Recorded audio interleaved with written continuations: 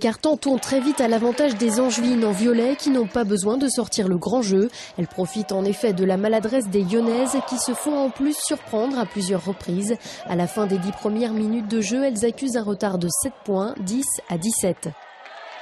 À la reprise, les mêmes problèmes se répètent. Les locales ont du mal à trouver leur marque, contrairement à leurs adversaires qui semblent de plus en plus à l'aise. L'écart va monter jusqu'à +13.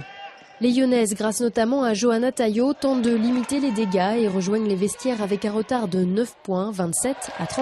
Je pense qu'elles vont se réveiller en deuxième mi-temps. Elles vont avoir un peu plus d'adresse et puis ça va le faire. C'est dur, mais enfin, elles vont revenir, c'est sûr. Je trouve ça un peu décevant. Un tout petit peu du fait qu'il y a quelques couacs, qu'elles n'arrivent pas trop à s'ajuster et surtout de la maladresse. Angers joue plus agressive et je pense pour ça ces résultats comme on peut voir. Moins 9, j'espère en deuxième mi-temps on commence plus fort.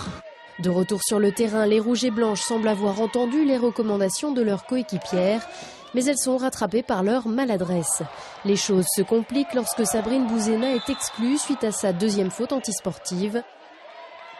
Heureusement, côté Angers non plus, la réussite n'est pas au rendez-vous et l'écart ne se creuse pas, 35-43 à l'issue du troisième quart-temps.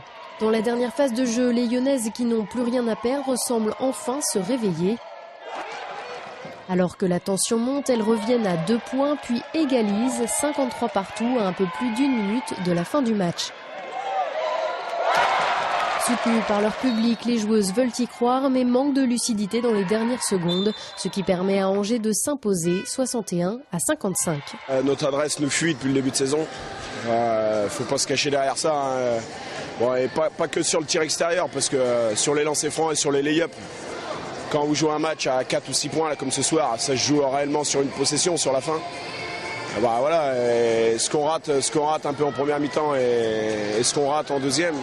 Voilà, tu le payes cash, donc c'est comme ça. Il faut absolument qu'on se reconcentre maintenant sur la seconde partie de la phase aller, parce que je pense qu'elle est plus abordable pour nous.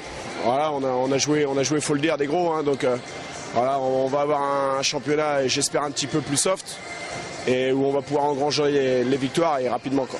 Le bilan du RVBC est désormais de 4 défaites pour 2 victoires avant d'affronter le Centre Fédéral le week-end prochain.